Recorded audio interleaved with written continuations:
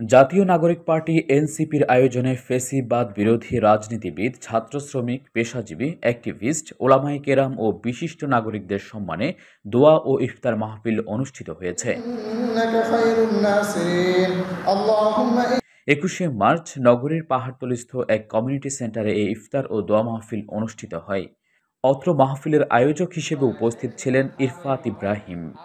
বিশেষ অতিথি হিসেবে উপস্থিত ছিলেন জাতীয় নাগরিক পার্টির কেন্দ্রীয় সদস্য আহসানুল মাহবুব জুবায়ের, বেসরকারি কারা পরিদর্শক এবং জাতীয় নাগরিক পার্টির কেন্দ্রীয় নির্বাহী সদস্য জুবাইরুল আলম মানিক, জাতীয় নাগরিক কমিটির হালিশহর থানার সংগঠক মুহাম্মদ ওয়াহাব মির্জা।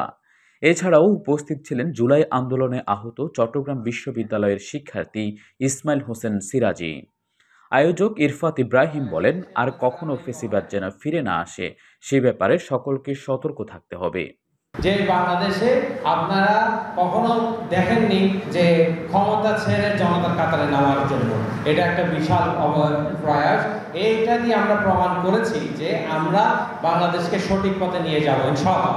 তো এই ধারাবাহিকতায় আমরা যেটা করতে চাচ্ছি সেটা হচ্ছে আমাদের ভবিষ্যতে যে নেতৃবৃন্দগুলো হবে, যারা দেশকে সামনে নেতৃত্ব দিবে, তারা সব কিছুতে তারা ট্রান্সপারেন্ট থাকবে, যেটা আমাদের নাহিদ ইসলাম সাহেব দেখা গেছে।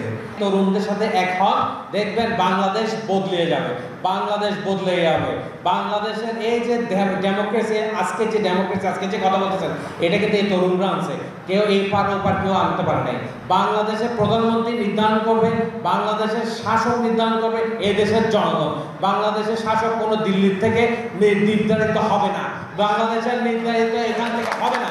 বাংলাদেশের মানুষই ঠিক করবে এই দেশের শাসক কে হবে।